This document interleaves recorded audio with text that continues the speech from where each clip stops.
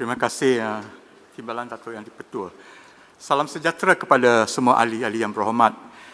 Saya berterima kasih atas peluang untuk turut serta menjunjung kasih ke atas cita ucapan Duli Yang Amat Mulia Seri Paduka Baginda Yang di-Pertuan Agong sempena pembukaan Parlimen ke-14 Penggal ketiga ini. Timbalan Datuk Yang di-Pertua. Pada hari ini, negara kita sedang menghadapi pandemik COVID-19 yang melanda negara bermula awal Februari yang lalu. Majlis Keselamatan Negara telah ditubuhkan untuk menangani pandemik wabak COVID-19 ini dan negara kita sedang dalam tahap Perintah Kawalan Pergerakan Pemulihan dengan izin Recovery Movement Control Order. Kerajaan telah menetapkan SOP baru untuk membendung penularan ataupun peningkatan COVID-19 dan semua rakyat adalah tertakluk kepada undang-undang dan prosedur operasi standard SOP yang ditetapkan oleh Majlis Keselamatan Negara tersebut. Akan tetapi terdapat isu penguatkuasaan SOP baru ini yang telah menimbulkan kekeliruan di antara kalangan peniaga-peniaga terutamanya sektor makanan ataupun kedai-kedai kopitiam kerana ketiadaan garis panduan yang jelas seperti bilangan pengunjung yang dibenarkan untuk duduk di satu meja.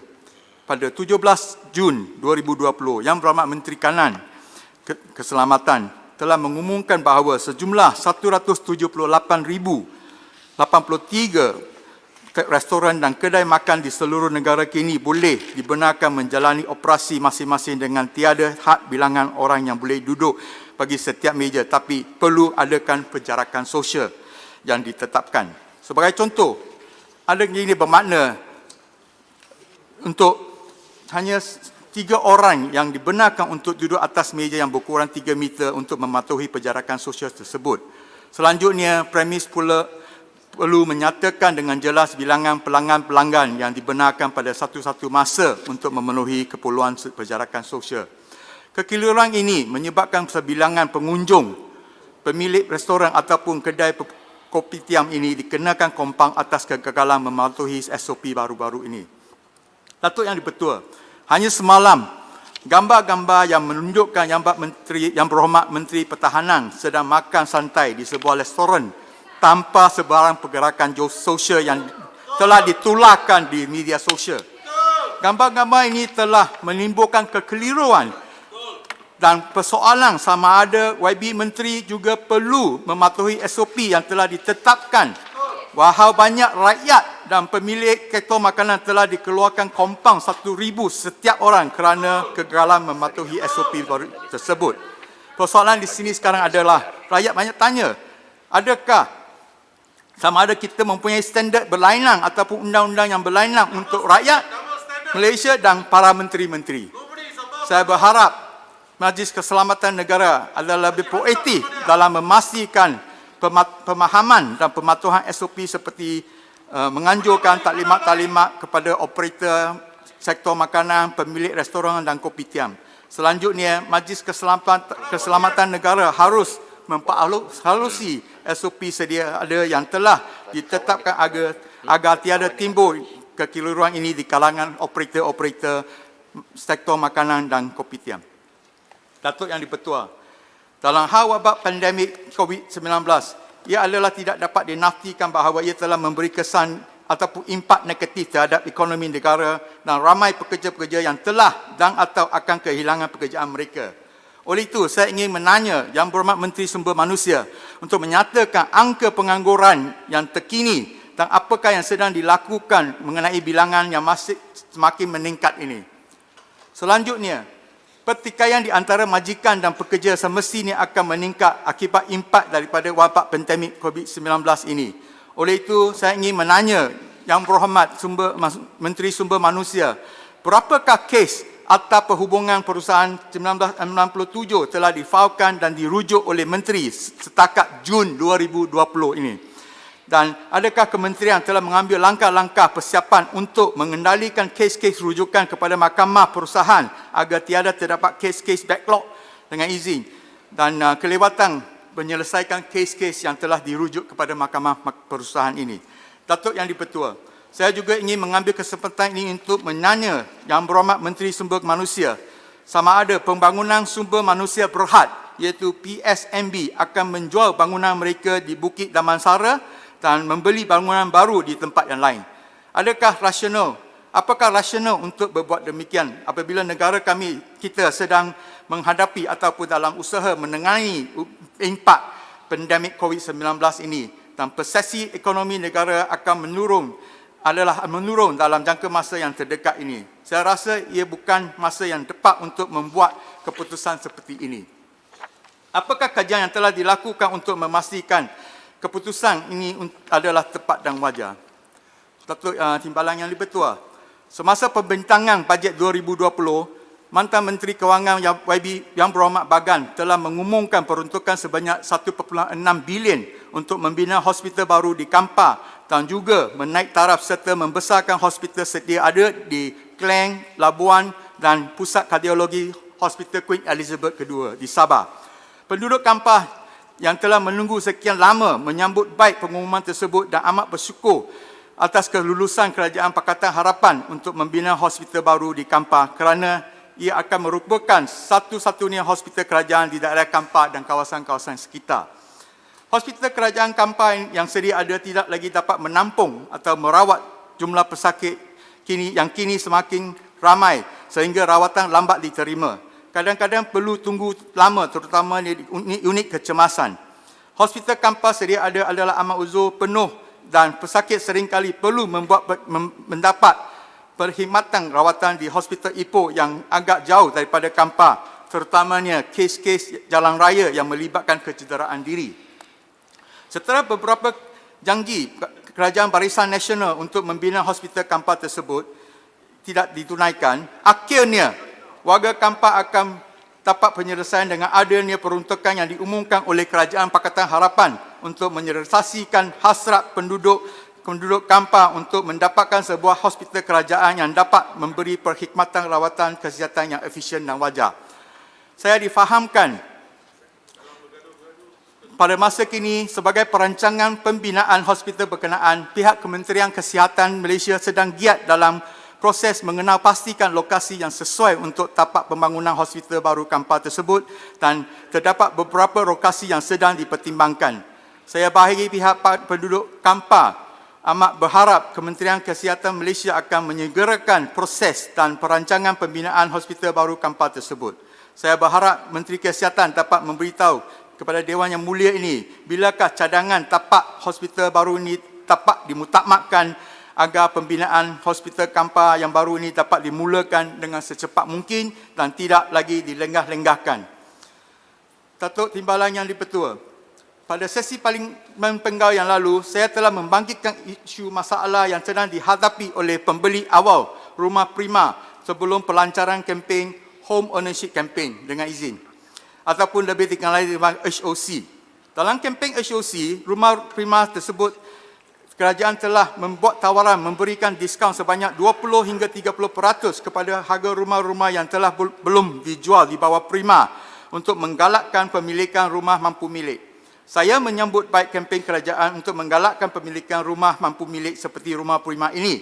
Namun, begitu, kempen HOC ini telah menimbulkan pelbagai masalah kepada pembeli-pembeli rumah prima yang ditawarkan oleh kerajaan. Kebanyakan mereka adalah terdiri pada golongan muda dan pembeli rumah yang pertama. Jadi ia adalah idaman mereka untuk membeli sebuah rumah mampu milik hasil titik peluh mereka. Apabila kerajaan memberi tawaran 20 hingga 30% kepada pembeli awal rumah prima tersebut, pembeli baru, ia telah menyebabkan ramai pemilik rumah prima yang telah membeli rumah lebih awal mengalami kerugian dari segi kejatuhan harga rumah dan pembeli-pembeli asal yang kini perlu menanggung pembayaran pinjaman dan faedah yang lebih tinggi daripada kos rumah prima yang mereka beli. Ada ramai yang tidak puas hati kerana mereka telah membeli rumah prima yang sepatutnya membantu mereka untuk memiliki rumah sendiri dan dibayar dengan hasil titik peluh mereka. Akan tapi mereka rasa tertipu kini mereka rasa tertipu oleh kerajaan apabila harga rumah diturunkan secara mendadak. Ia memang adalah tiada kerana ia menjejaskan kedudukan kewangan pembeli-pembeli asal yang kebanyakannya terdiri pada golongan muda yang seperti saya telah mengatakan tadi. Mereka amat berharap kerajaan dapat menyelesaikan masalah yang sedang dihadapi oleh mereka. Walaupun ada antara mereka yang telah mengambil tindakan mahkamah, kerajaan tidak harus menunggu sehingga proses mahkamah selesai kerana para pembeli asal ini adalah mangsa akibat kempen HOC yang tidak diperhalusi dengan lebih teliti oleh kerajaan sebelum melancarkan kempen HOC tersebut. Sehingga hari ini tiada penyelesaian yang telah diberikan pihak Kementerian KPKT dan saya berharap Menteri dapat memberi satu jawapan yang munasabah untuk pembeli-pembeli asal rumah KP Prima ini. Selanjutnya saya juga ingin menegaskan bahawa terdapat projek-projek Prima ini yang kini adalah terbengkalai akibat kelewatan pembayaran kepada kontraktor. Dan di Ipoh terdapat satu projek di mana pembinaan rumah residensi Fair Park di Ipoh hanya setakat lebih kurang 70% lebih sahaja dan telah terbengkalai selama 1 tahun, lebih kurang 1 tahun. Jadi apakah langkah kerajaan untuk menyelesaikan masalah ini? Memang kami tahu kerajaan akan melantik kontraktor penyelamat untuk sambung untuk membina rumah itu sehingga ia siap dibina. Tapi apakah kempasan ataupun kerugian kempasan dapat diberikan kepada pembeli-pembeli yang kini perlu membayar faedah kepada bank ataupun institusi kewangan yang telah memberi pinjaman kepada pembeli-pembeli tersebut. Oleh yang demikian saya berharap Yang Berhormat Menteri KPKT akan menyatakan jumlah projek rumah prima yang sedang menghadapi masalah dari segi persiapan pembinaan rumah prima di dalam tempoh yang ditetapkan. Dan kita nak tahu apakah langkah kerajaan untuk memastikan bahawa perkara seperti ini tidak akan berlaku. Datuk Yang di-Pertua, Datuk Timbalan Yang di-Pertua, ada 3 minit. Ada 3 minit lagi. Saya pada sesi Parlimen yang lalu, kerajaan Pakatan Harapan telah menubuhkan jawatan kuasa pilihan khas seperti yang mana telah pun dibentangkan oleh YB Tangga Batu dan salah satu pilihan jawatan kuasa pilihan khas dalam iaitu Consideration of Bill telah menimbang dan membuat show untuk undang-undang Suruhanjaya Bebas Aduan salah laku polis dibentangkan dan ditubuhkan. Saya berharap kerajaan sekarang akan terus untuk meneliti show dan rekomendasi yang telah dibuat oleh jawatan kuasa pilihan khas ini sebab kami telah pun dalam tempoh yang cekat dalam mungkin 3 minggu yang tersebut telah membuat satu rekomendasi untuk penambah baik rang undang-undang Suruhanjaya Bebas Aduan salah laku polis 2019 tersebut. Oleh itu yang saya berharap memang kalau kerajaan Perikatan Nasional ini terus membentangkan undang-undang agar diluluskan dan Dewan Yang Mulia ini dan saya lihat ia adalah terkandung dalam aturan nombor 7 dalam aturan mesyuarat Parlimen kali ini dan saya berharap sebelum rang undang-undang ini dibahas rekomendasi ataupun show yang telah dibuat oleh jawatan kuasa pilihan khas tersebut dibentangkan juga di Dewan ini agar kami dapat membahas dan mempertimbangkan dengan secara terperinci isu-isu ataupun masalah-masalah yang dibangkitkan oleh kesemua-semua stakeholder dan yang telah pun memberi pandangan kepada jawatan kuasa pilihan khas tersebut. Jadi untuk saya rasa kalau undang-undang itu dibentangkan di dalam Dewan Yang Mulia ini, ia akan dapat satu perbahasan yang efektif dan juga konstruktif di mana kami telah pun mempertimbangkan kesemua isu-isu yang dibangkitkan oleh stakeholder tentang kelemahan ran undang-undang sedia ada. Jadi saya amat berharap kerajaan Perikatan Nasional sekarang akan terus membentangkan undang-undang ini untuk kelulusan dalam Dewan Yang Mulia ini dalam sesi Parlimen ini. Sekian, terima kasih, inilah ucapan saya. Terima kasih Yang Berhormat Kampar.